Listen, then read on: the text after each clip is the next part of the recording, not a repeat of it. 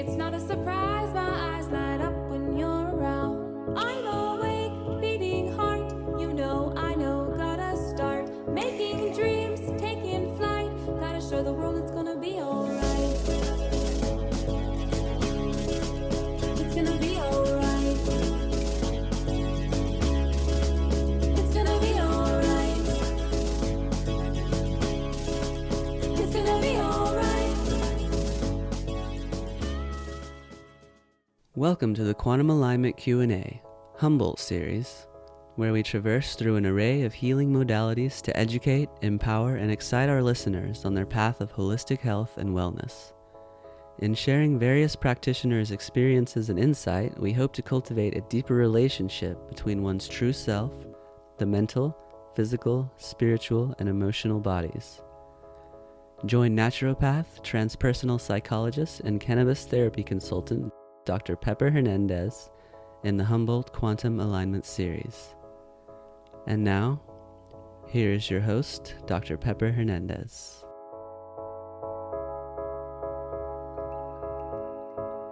Welcome, and thank you so much for being present today with us. Our intention for this podcast is for each and every one of us to get one step closer to the highest version of ourselves each and every day. Today, I have a very special guest with me. I'm super excited to have Daniel Hendricks from Hendricks Farms. Daniel provides affiliate companies across California a reliable source for wholesale cannabis plant starts for legally compliant farms. Daniel's journey and passion for cannabis began at an early age in 1996 in his hometown of Arcata, California, right here in Humboldt County. Hello, Daniel. Thank you so much for making time to be present today. And we are going to talk about all things cannabis, hopefully, and your family life. Yep. Hello, everyone. Hi, Daniel. Hey. Thank you so much for taking time. I know you're super busy. And before we started actually recording, we were talking about putting this podcast into motion for probably the last year. I think I was kind of exaggerating on that. But at least the last 6 or 8 months, I've been trying to get you to be on. But you're just so very busy. Tell the listeners like what it is that you are doing and what you're doing here in Humboldt County and how you got here. Sure. Okay. I was born here, so I didn't have to go very far. I was actually born in my backyard on 11th Street. So like literally? Literally born like in my backyard.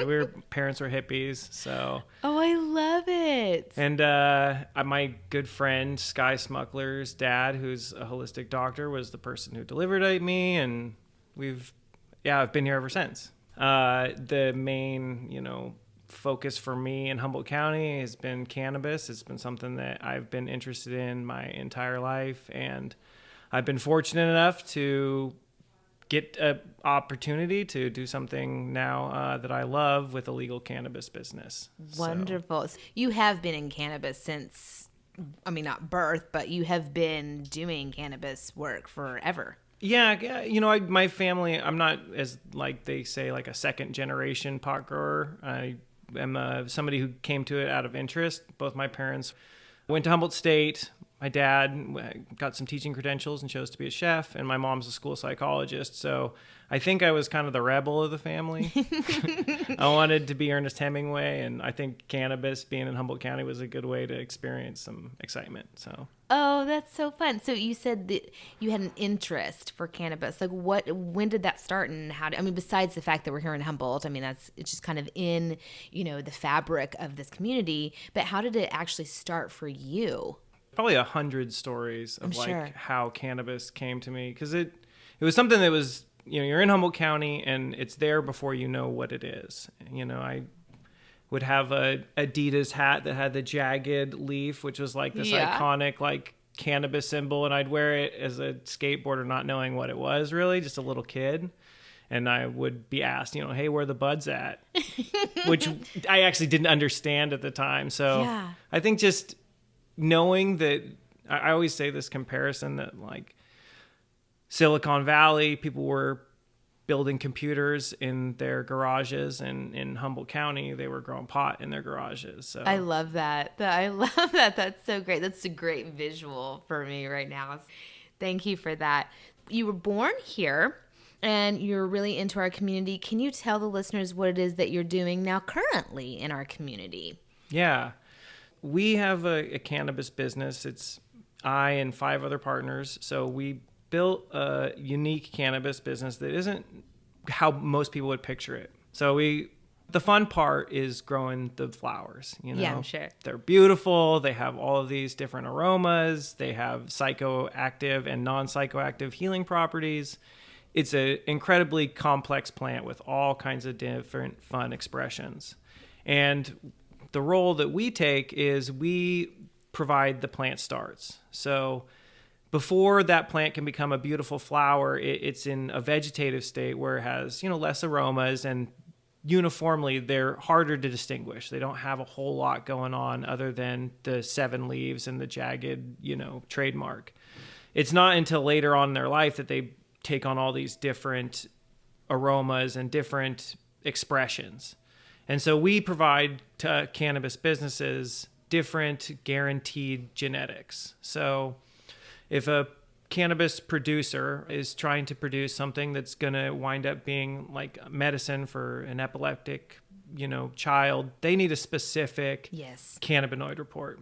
It has to have high CBD and low THC, and it has to be something that they feel safe with their children. And so the only way to get a consistent cannabis expression is to grow seeds, find the right expression from those seeds, and then make genetic cuttings from a single seed.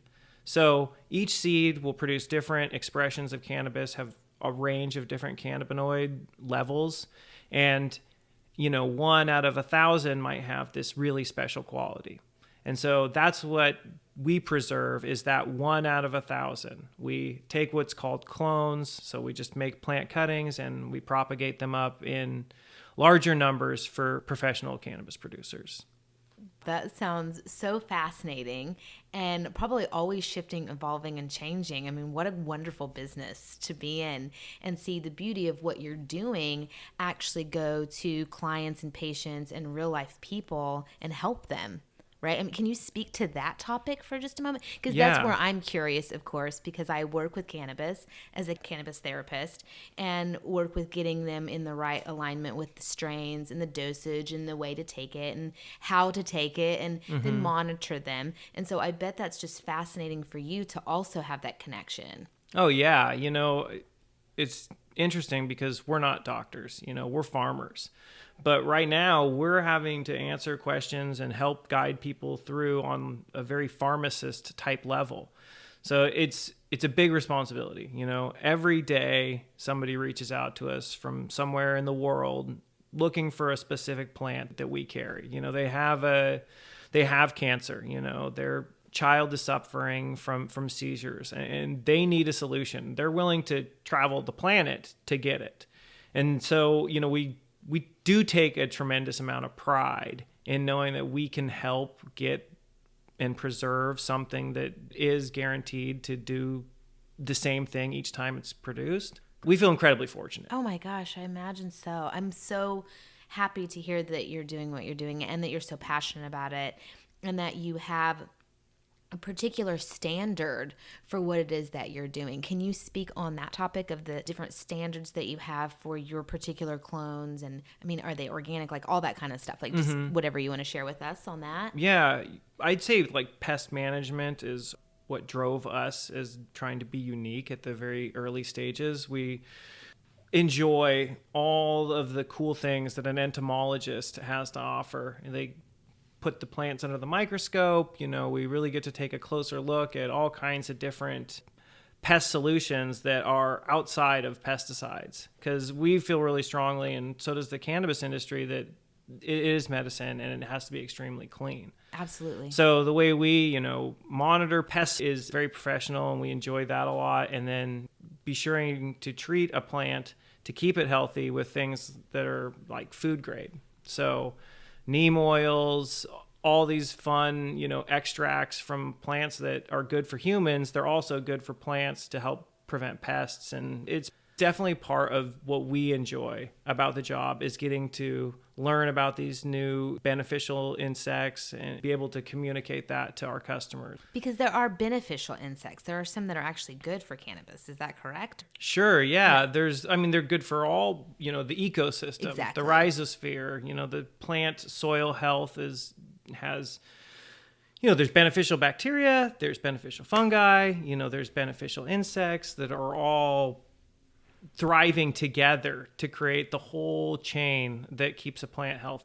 We really enjoy that. That's something that's very Humboldt as well. Humboldt County has taught me those things. We now are in the position where we get to share what they've taught us with other people, but it's definitely what we've learned from our community. And that's why I want you to be a speaker next year for the Cannabis Therapy Consultant Program, because I think just bringing all of this knowledge to other people who are needing that, they're just really, they don't even know where to start, honestly. Like you were saying earlier, that people are calling from all over the world to get a particular seed or a particular plant from you. I have some questions. One, I want to come out and visit wherever you're. Oh, absolutely. Please. And two, can we talk about what it is that you're doing? Are you doing outdoor? Are you doing indoor? Yeah.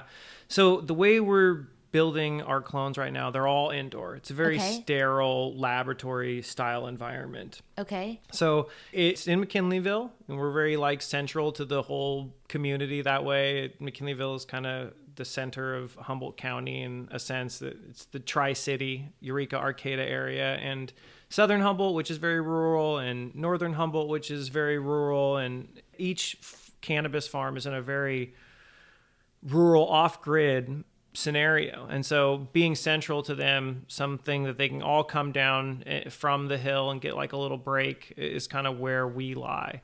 We are indoor. Right now we're building out a bigger greenhouse I wish one of my partners, Jeff Sherman, could have been here, because it's interesting. We're working now on what used to be a logging property. And Sherman Logging is a business that existed locally around here. They're a family business that was working in the logging industry, which isn't something that is really thriving in this area anymore. And so we think it's fun to kind of be in this position where the logging industry and the cannabis industry, which were so juxtaposition before this, are now getting an opportunity to work together. Mm-hmm. Yeah, absolutely. So that's fun. Yeah, bringing different people together to continue the workforce here in the community and thrive is always a beautiful thing, right? Connection and networking for certain. Yeah, most of our farmers probably are outdoor cultivators. You know, all the plant starts we have start inside, like we said, and they spider out to all the different licenses that exist in California, but mostly Humboldt County. That's incredible. Yeah. I would say most of the farmers are outdoor farmers where they're farming under the sun or in greenhouses, and then a small percent are farming indoor. So Okay. So your clones start indoor, obviously, because they need to be in a clinical setting, monitored, making sure that they grow properly and they're healthy, and then they're then transferred out to different farms. Yeah, Is that absolutely. correct? Okay. Wonderful. Good to know. Can you share with us any personal stories that you might have in that connection with cannabis? Obviously, you're meant to do what you're doing, obviously, because you're so passionate about it. But has cannabis influenced your health or your mental perspective in any way? I love those kind of stories because, we have a lot of listeners who are tuning in who may be new to cannabis and are not understanding or not certain on that can be beneficial for mental issues or physical issues. And I've shared in many of the podcasts, many of my speaking events, of how it's connected with me. But do you have any situations with your own personal self or family just directly around you? I mean, absolutely. Cannabis for me was something that helped me deal with my personal anxiety and my social adjustment. For me, I enjoyed my friends so much that I didn't have the focus for school. I wasn't really in the right setting to absorb education. And surprisingly, this is something that I don't think people probably can believe, is that It wasn't until I started to use marijuana regularly that I found enough focus in myself that I really started to thrive in school. Yeah. I think that cannabis has different effects on each person individually, and each person's going to connect with cannabis in a different way, and they'll connect with a different plant because each person's biological chemistry will bond to different cultivars. Each cultivar has different compounds, terpenes and cannabinoids combined in different ways. And for me, it really helps calm me down, helps me focus in school. I found that I was a poor student, actually, until I engaged with cannabis. And all of a sudden, I couldn't enjoy school more. So Wow, that's wonderful. Well, usually when we ingest cannabis in whatever way, it really enlightens everything in our life and we get more in tune with it. And I just had never thought of it in that way. We're like, of course you're going to enjoy everything around you. And if you're in school, you'll probably enjoy that too. Yeah. Right. That's exciting. Yeah. And then, the other side is, the real serious cases of people with cancer and people with children that are suffering from seizures. There's hundreds of cases where somebody's come to us and they've shared with us that they've been using cannabis. Their doctor doesn't know how they've been able to beat cancer, but they say, keep doing exactly what you're doing. Mm-hmm. And a lot of people are crediting, certain cannabis cultivars with aiding in that. I definitely know that when somebody tells me a story about their kid who has seizures and is suffering from epilepsy, uses cannabis oil for the first time, and they're able to say mom or dad in a word they haven't said in years, it is incredibly moving. I get brought to tears by customers and friends in this business because those stories are not just common, they're commonplace. They're everyday scenarios that we encounter. And I think that we're really excited about the future of cannabis because now all these people have a new tool to help create a healthy lifestyle. Absolutely. That just really hits home with me. I was diagnosed with epilepsy when I was 19, so I've been navigating through, the pharmaceutical world for quite a bit of time. And then once I moved to Humboldt County 7 years ago, I was able to start doing juicing. And, 6 years ago, it was almost unheard of to find CBD oil. Like that, you just couldn't do that. Absolutely. But now it's here, it's available. Doing tinctures and then, working with my students, my clients, my patients on how to now get off synthetics and go to cannabis, because that's what I've done myself. And it's just such an amazing herb. And I'm so grateful that you're seeing it in your everyday life and that you're continuing to work with it, because it's a big deal. And especially for those severe ones like epilepsy or cancer, those big button ones, all of them are just as important if you're going through it, right? Anxiety, stress, reproductive health, balancing your hormones.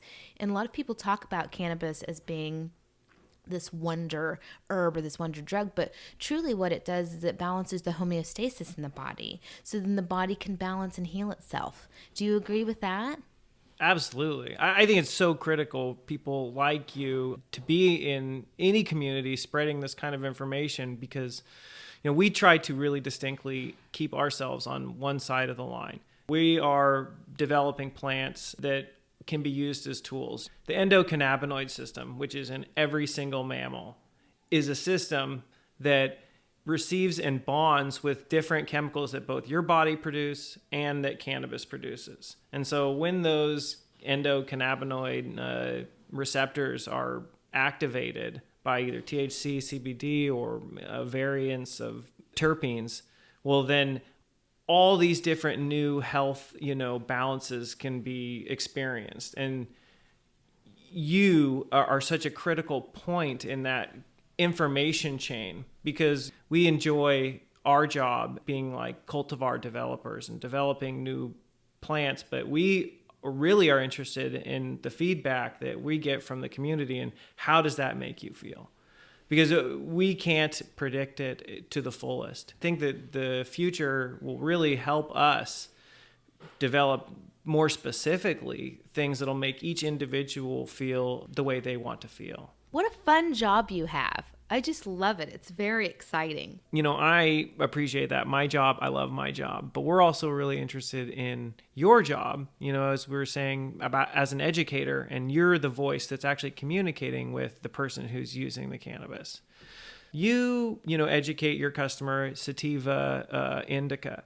And that's something that we have a hard time syncing with cannabis users because they all have that same distinction.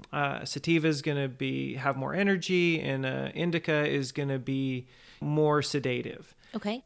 When you're recommending sativa to a customer, what are the qualities that you're looking at that you want the customer to experience or a consumer? I'm sorry if I'm using the wrong word. No, you're good. So when I educate my students or my patients or clients or anyone that I have come in, I'm really looking at the terpenes that are going into for each individual body system that's going to heal that. For example, your nervous system is different than your immune system and reproductive system. They're all different. So we're looking for, of course, the entourage effect. We want all of them. We want a really whole plant coverage there, but we're also going to look at what's the highest. So is THC better for your nervous system, or is CBD better for reproductive, or so on and so on.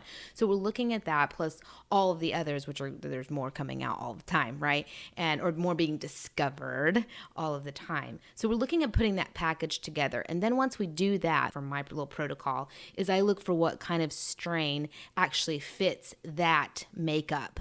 Right. And then from there, I will suggest if it's a sativa or if it's an indica, if it's labeled one of those two or a hybrid, I will then educate that client, patient, or student on what that means to me. Right. And so if you're asking that question, like what that actually means to me, for me, there is a difference just in my own personal body system between the indica and sativa. Nowadays, everything's so hybrided out that it's really becoming like flush, like everything's kind of the same. But the really strong indica dominant plants, like some of my favorites, those I can tell a difference in my nervous system because like we talked about earlier, I have some nervous system things. And so I have to be very patient and like really watch myself. And so that means like no caffeine, not too much, sugar. And that also means like to stay away from what I would consider a sativa plant or that's been labeled sativa. It just gives me a little bit of knowledge of recognizing that one might not be best for my system. So I like to educate people on those topics. That's perfect, especially the focus on the terpenes. That helps us as cannabis producers really identify the sativas versus the indica. Because from an academic standpoint, sativa and indica, there's not a lot of reinforcement there from genotyping, phenotyping. There's not a lot of reinforcement for us to actually say, well, this is a sativa or this is an indica. We say this might have a sativa-like morphological structure. It will grow tall and it'll stretch and it'll have that sativa-like shape. And an indica will have an indica morphological structure where it's kind of short and squat. Then there's how the consumer or the student really wants to understand it is, how's it going to make me feel? Yes. And so if you take a look at what from an academic standpoint is identified as a sativa, there's not really going to be any link to a sativa structured plant experience with a sativa-like high. So what we try to identify is terpene levels. Yes. And so we try to say, okay, something like limonene has citrus-like qualities, is an energizing terpene. And something like myrcene, which reportedly has quote-unquote couch lock, which is more sedative properties. So when we're kind of classify, one cultivar as being a sativa or being a indica, it's challenging making sure that we make the right recommendation. So I think that using terpenes is a really good indicator of, okay, this type of cultivar is going to have a more sedative property, and this type of cultivar is going to have a more energizing effect. And that's a relatively new way of thinking about it because we didn't have that type of education, documentation, or technology to like go into those things prior, like 10 years ago. It was either it made you feel like this or it made you feel like this. So it was either indica or it was either sativa, but now you're really like breaking it down and looking at it in a whole new way. way, right? I mean, that's what I'm hearing you Yeah. say. Well, we don't feel like we have a ton of choice. The leading experts like Ethan Russo will say, hey, we've got to stop this sativa indica classification. And so this is somebody that we really look up to. Somebody who's educated us on a professional level, creating scientific reviewed journals, content on cannabis. He's a cannabis expert. And so we look at it from the plant's perspective. Is this a sativa or is this an indica? Ethan Russo would say no such distinction exists. There's a narrow leaf drug type cultivar and there's a wide leaf drug type cultivar. There's a narrow leaf fiber type cultivar and there's a wide leaf fiber type cultivar. And that will layer a whole new set of questions when I'm trying to communicate with a consumer, a student, or a dispensary who's providing cannabis to people. It's just a great question is how do we approach all this new information that's coming in? Yeah, because there's a lot of it and it's going to keep coming. 4 years ago, I had my Google Scholar alerts set to cannabis this and cannabis that. I was looking for certain keywords, and every month or so I'd get something that was interesting. I'd get 2 or 3 alerts. It wouldn't necessarily send me an alert every day. Now I get 7 alerts on each topic each day. Oh my goodness. And so you can see that cannabis as a research topic is something that the whole community is investing in. Yes. There's a ton of potential here. Health is what's most important to everyone, and cannabis has an opportunity to help advance our lifestyle. I believe that as well. So we are going to take a short little break. I could continue to talk to you forever, which maybe we will during our break time. It happens to be that time in our podcast where we need to give a shout out to a local aligned business that I love so very much, and I think that you will too. Here we go.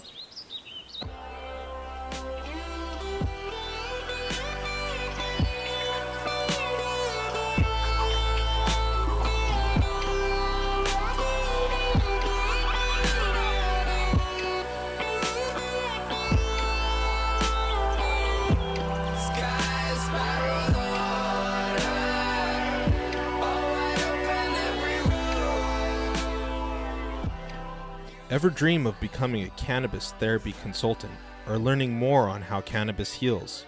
For a deeper understanding of your own body and mind connection using sacred medicine, take time to dive into classes anytime, anywhere with a new online program. For more information, connect on drpepperhernandez.com. This is a 10-month program, 1 class a month. The Cannabis Holistic Institute provides the most potent teachers Humboldt County has to offer. Students have access to Google Classrooms for downloadable handouts, charts, PowerPoint presentations, and more. Also a live streaming on Facebook, bonus pop-up classes, gifted info, and edited videos available on YouTube. Classes from History of Cannabis, the Biology of Cannabis, Specific Strains and Effects, Cannabis Healing Properties, Juicing, Edibles, and Tinctures, Cultivation and Production, Cannabis Medicine Making, Women in Cannabis Conference, Legalities and Legislations, the Cannabis Business, and more.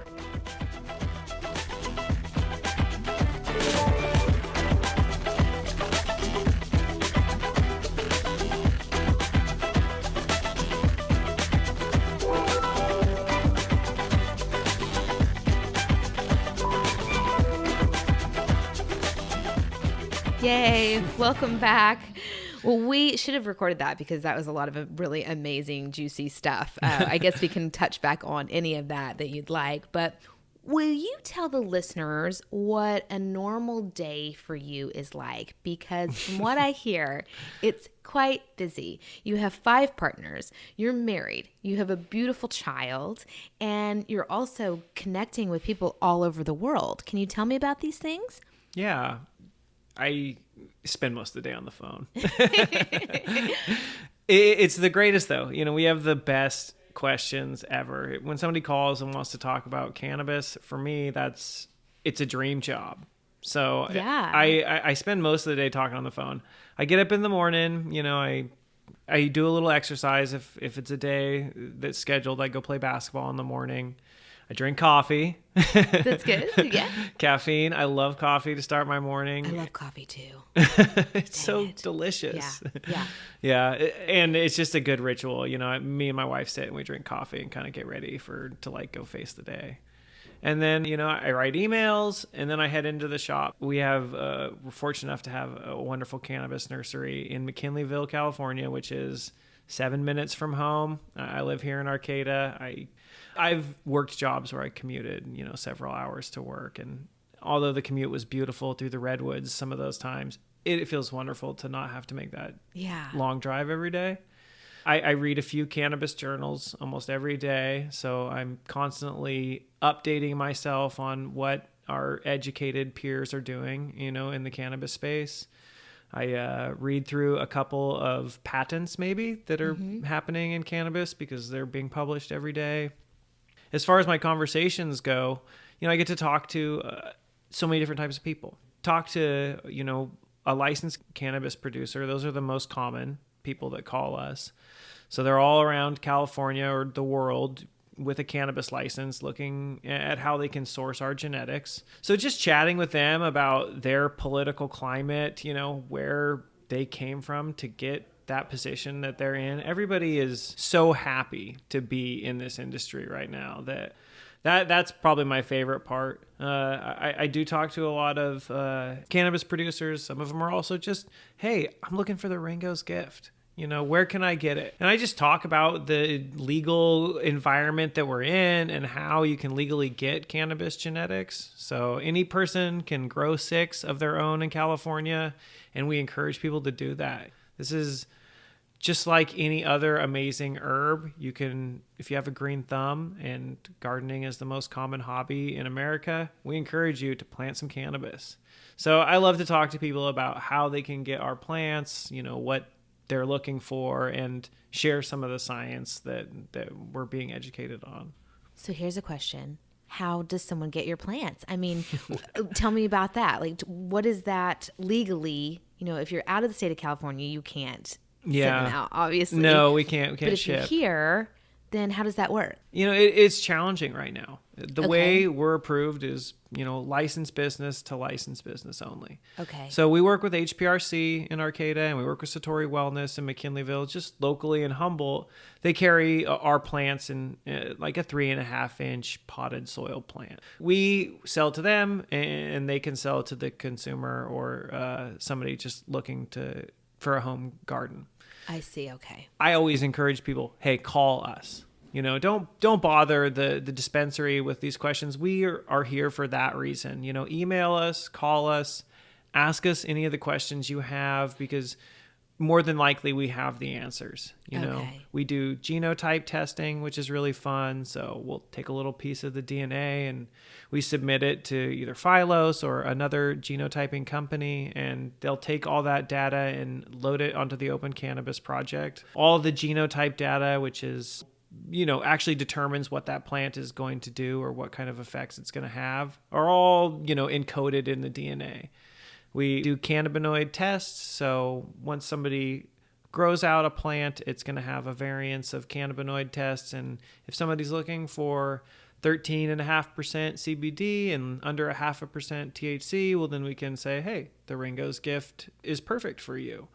And so we try and identify, you know, through the data that we have, the best cultivar for everybody's use. If you're somewhere else in California, in Southern California, we have the resources to just work with a dispensary in your area. So that's how we recommend going forward. Is give us a call, and then we'll kind of try and direct you to somebody locally who can actually transact the plants for you. They want a sativa, they want an indica, maybe they want something, you know, genetically hemp.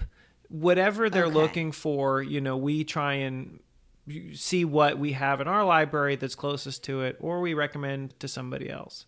Okay. So I've been talking about the Ringo's gift a lot. It's an exceptional cultivar that we see people reach out to us probably more than any other cultivar. I see. It's, you know, solely bred for therapeutic use. It was bred by the Southern Humboldt Seed Collective and Ringo Lawrence. So it's a local, endemic to Humboldt County genetic. And that's one of the things that we really try and make sure we provide access to. Here in Humboldt County, we have a long history of cannabis cultivation, and our access to different plants is very different than the rest of the world has.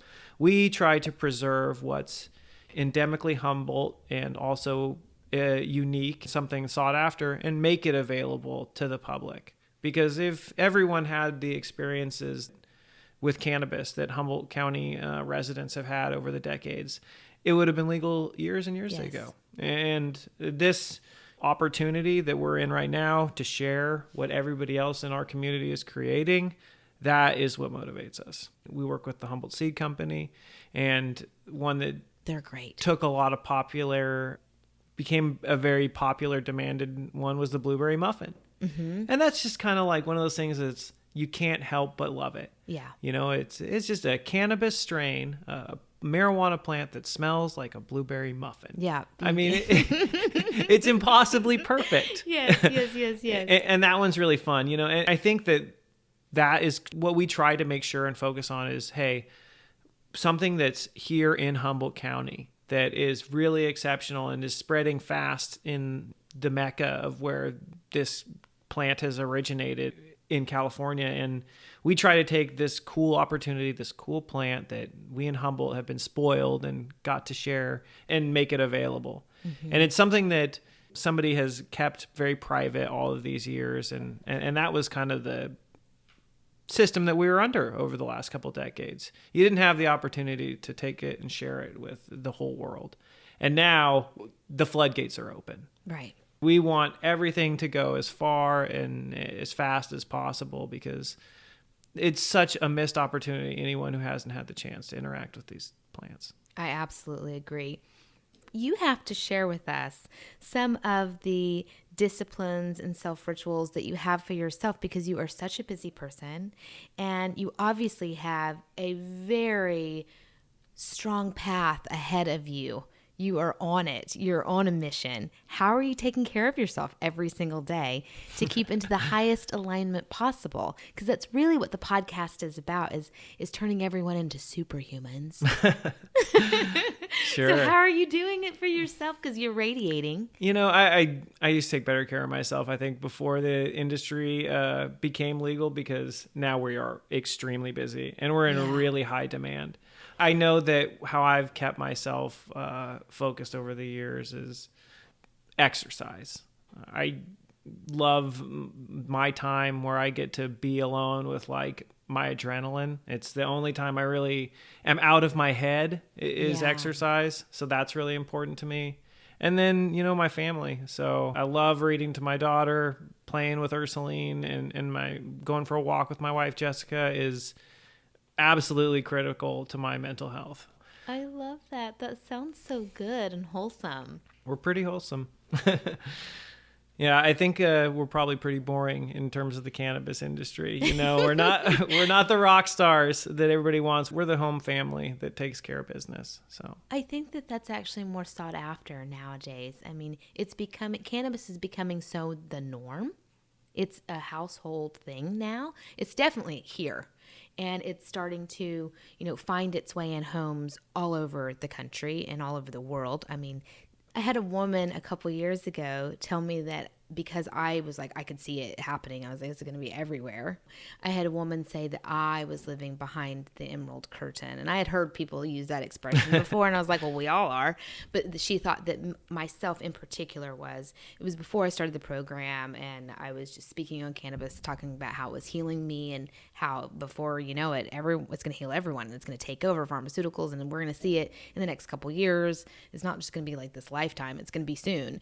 And she was just like, oh, bless your heart. Anyways, negative story. But behind the redwood curtain is a blessing. I think so, because we just are frontiers and we're just pushing. We know what we know and we're moving forward. And we're just like, you guys catch up. 25 years ago, when recycling wasn't a mainstream thing, when green energy weren't mainstream concepts, when eco-conservancy wasn't like on the forefront, Humboldt, it was mainstream already. Yeah. We all knew, treat your body well, treat the earth well, and you're going to get good results. And so I think that being behind the emerald curtain is something that this community was built by the back-to-landers. Yeah. People came into this community because it had an amazing resource, these beautiful trees that are, been around 1,000 years, and people wanted to be close to that kind of energy. So yeah, we're behind the redwood curtain. It is an amazing place to be. It's a great view. Yeah, I believe so as well. Okay, Daniel. I'm excited for this part. Can you tell me something that no one else knows about you? I won't tell a single soul. Well, I mean, except for Chelsea. Chelsea's here. Okay. Tricky question here. So the first time I ever encountered marijuana, I was in the 6th grade. I was pretty young. And my friend brought back an quote unquote herbal cigarette from Reggae on the River. And we sat down in my backyard. We were at the houses all to ourselves. And, I pulled a Bill Clinton and I faked the inhale. And I'm sorry, Rye.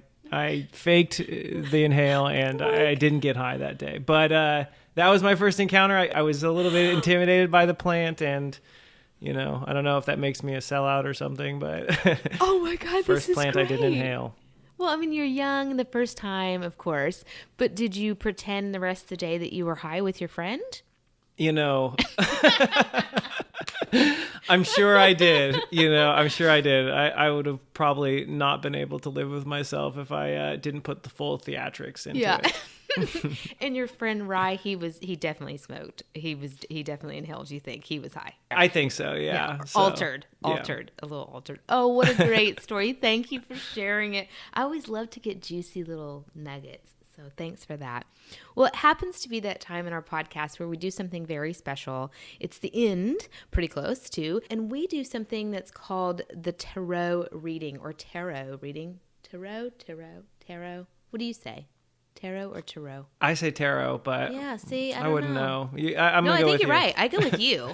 Actually, I've just changed it to tarot because so many people around here say tarot, but it's always been tarot to me. So I would like for you can shuffle these. You can just hand scan them. You can visually choose whatever you want to do. I'm going to let you do that and give you a second. And while you're doing that, I'm going to play you the singing bowl. Put me in the mantra. Okay, this one is beautiful. Let's find out what this one is. Should I read it? Can you explain to the listeners what the visual looks like and then read us the lesson for today? It is a young lady watering her garden. I didn't do that on purpose. It really is. And there's hearts and clovers spraying from the garden. It was a nice color blue. That's why I chose it. Practice the art of transformation. Great. Should I read today's lesson? If you'd like. Okay. Today's lesson: acknowledge one situation in your life that's taking your power.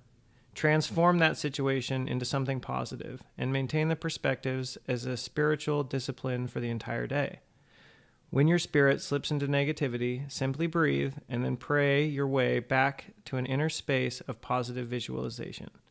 Your goal: to practice the art of transformation. I like that one. Daniel, can you tell me how that resonates with your story today or your information that you brought with us? I can't relate it directly, but I know that one of my philosophies is that anger is a useless emotion. It was definitely something that growing up, I probably had a temper that got the best of me and I didn't get to make the most of my situations. And I definitely subscribe to the theory that if I find myself being angry or frustrated, that no good can come from that, and that I am kind of just push it aside. So I don't know. That's my transformation, is just trying to turn anger into motivation, I guess. Strong man. I just see anger just turning into butterflies and clouds or something, and you're doing this spontaneously. Well, thank you so much for that piece. I do appreciate it. And while you were reading it, I just kind of went back to my story I told you earlier, and I thought, man, I should have not been so angry about that, but I was. So Daniel, thank you so much for making time to be here. I know that you're a busy man. Thank you for having me. Of course. We'd love to have you back anytime that you want. And can you tell the listeners who want to contact you how to connect with you via social media sites or platforms that you may have? Yeah, our website is really easy. It's www.hendrix.farm, and it's spelled HENDRX.farm, not .com, so like a cannabis farm. And then our Instagram is a pretty good way to reach out to us, and that's at Hendrix Farm or at Hendrix Farmers. So wonderful. Yeah. Thank you so much. I really appreciate you for making time to come to the show and help encourage others to get one step closer to aligning ourselves, our highest self, the mental, physical, spiritual, and emotional bodies. And to you, the listener, thank you so much for tuning in. Until next time, I'm your host, Dr. Pepper Hernandez. Have a magical, wonderful day, and let's make this your very best life ever.